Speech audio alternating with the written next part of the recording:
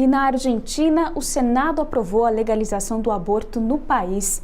Após 12 horas de debate, o projeto de lei de autoria do governo teve 38 votos a favor, 29 contra e uma abstenção. O projeto de lei passou na Câmara em 11 de dezembro, quando recebeu 131 votos favoráveis e 117 contrários dos deputados. O texto segue para a sanção do presidente Alberto Fernandes e será liberado o aborto da gestação que estiver em no máximo 14 semanas. Para falar do assunto, a procuradora do Estado de São Paulo, Margarete Pedroso, está ao vivo aqui conosco. Bom dia, procuradora. Muito obrigada pela disponibilidade em conversar aqui com a gente. Bom dia, prazer é todo meu, agradeço o convite. Vamos falar aí desse projeto novo que marca a América Latina.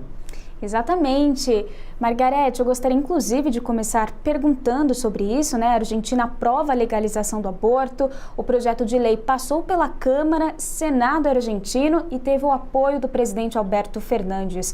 O que essa aprovação representa para a Argentina e para a América Latina nos dias atuais? Bom, representa muito para todas as mulheres da América Latina. É bem importante ressaltar que os países do norte do mundo, praticamente, na sua grande maioria, já têm o aborto legalizado como um fato de saúde pública a ser tratado.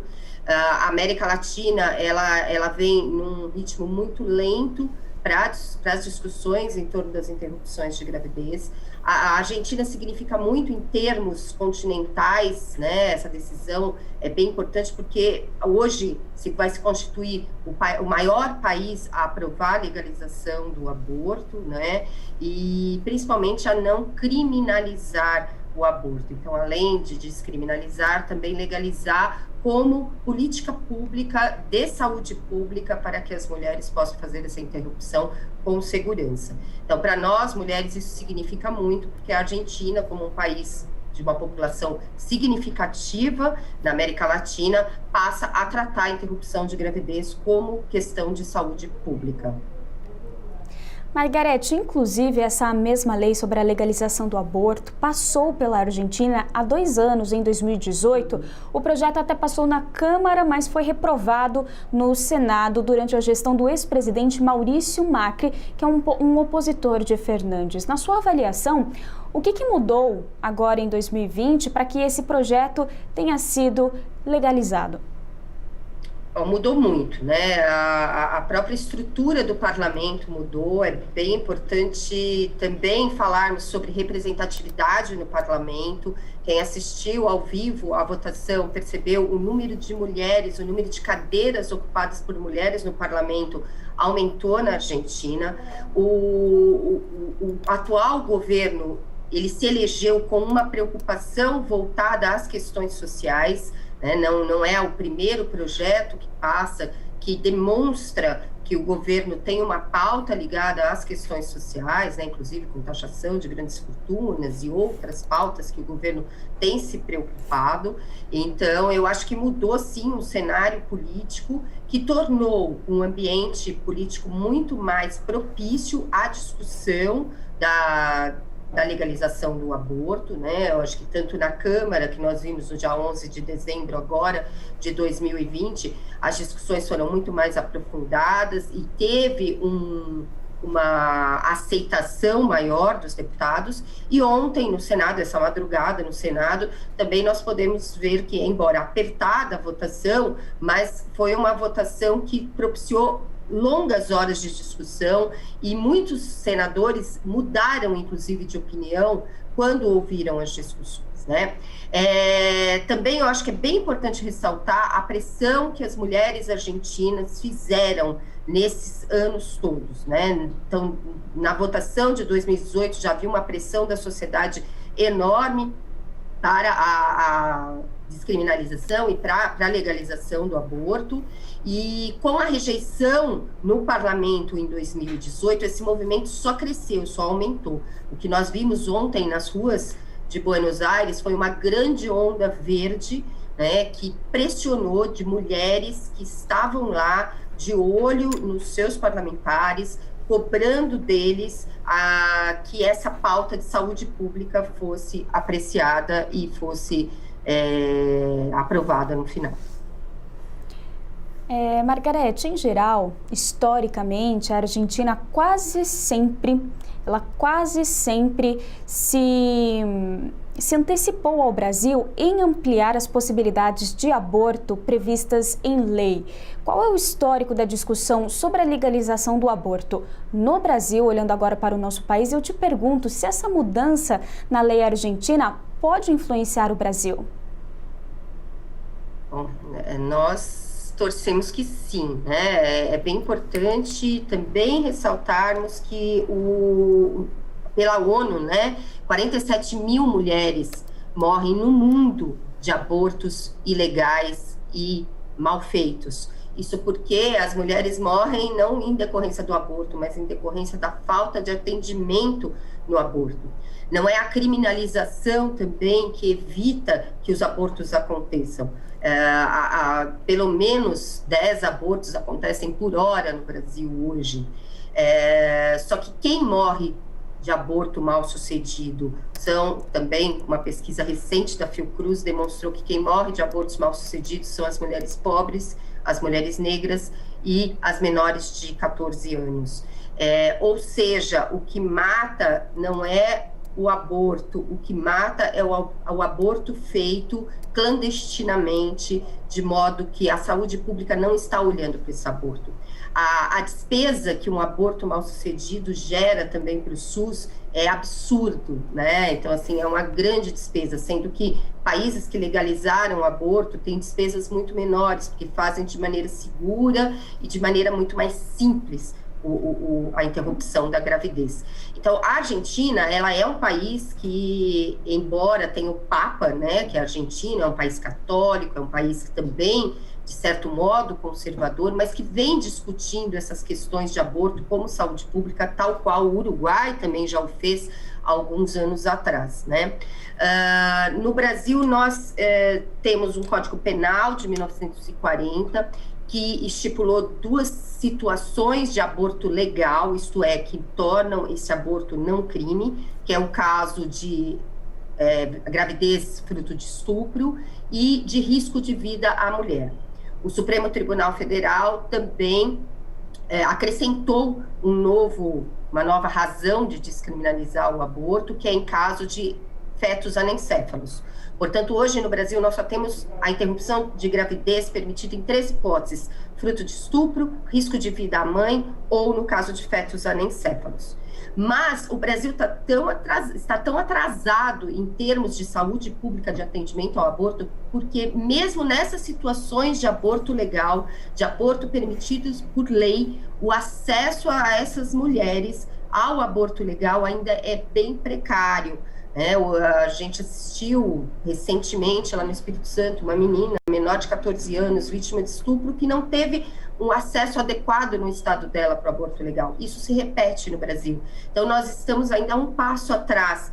Mesmo as situações de aborto legal que nós já temos hoje em lei desde 1940 são ainda bem difíceis de serem praticadas, seja pelo sistema de justiça, seja pelo sistema de saúde público, que não está preparado para lidar com isso.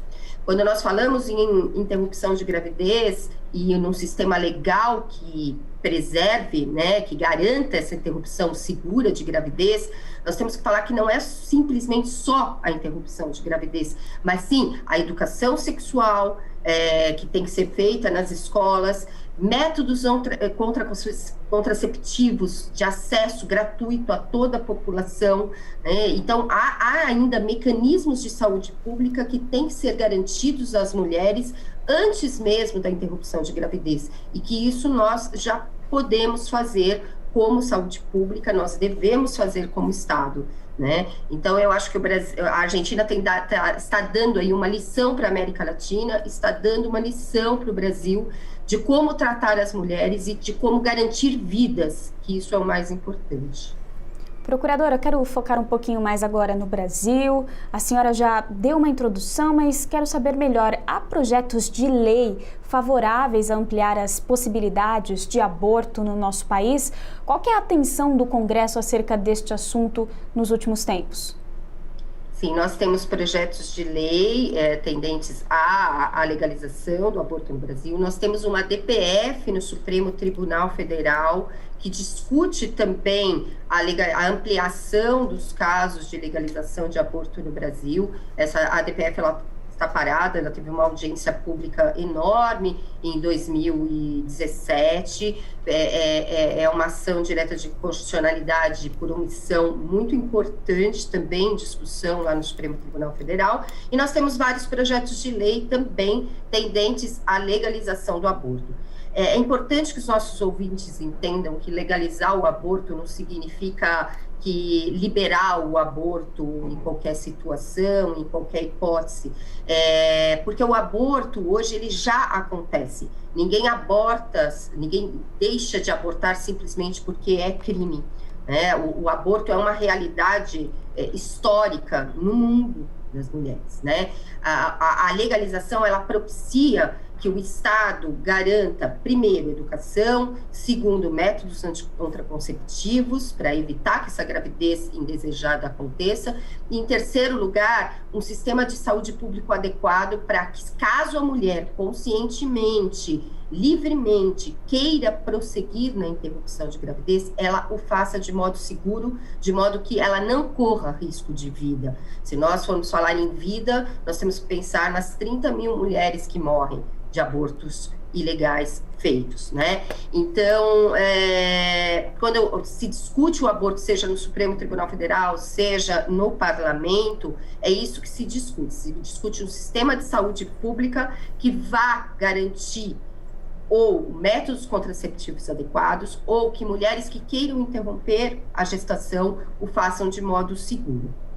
Por outro lado, nós temos também, por incrível que pareça, vários projetos que tendem a criminalizar o aborto em situações de estupro, por exemplo.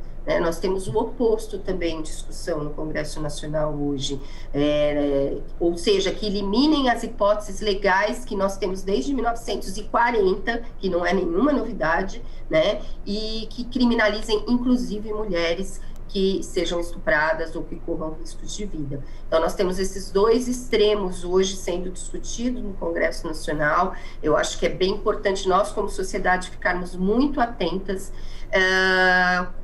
Falando pelo lado do próprio Estado, é importante ainda ressaltar, eu já falei antes, mas que abortos ilegais causam mais despesas ao Estado, desperdiçam vidas, fazem com que mulheres fiquem impotentes, fiquem com sequelas, né? E muitas vezes, ou que fetos de abortos mal-sucedidos também nasçam com sequelas e que tragam uma despesa também para a saúde pública, né? Então, discutir aborto é questão de saúde pública, é questão também de classe, é questão de raça, porque são as mulheres negras e pobres que mais morrem de abortos mal-sucedidos no Brasil, né? Então, eu acho que é uma pauta que mais do que urgente hoje no nosso país, né?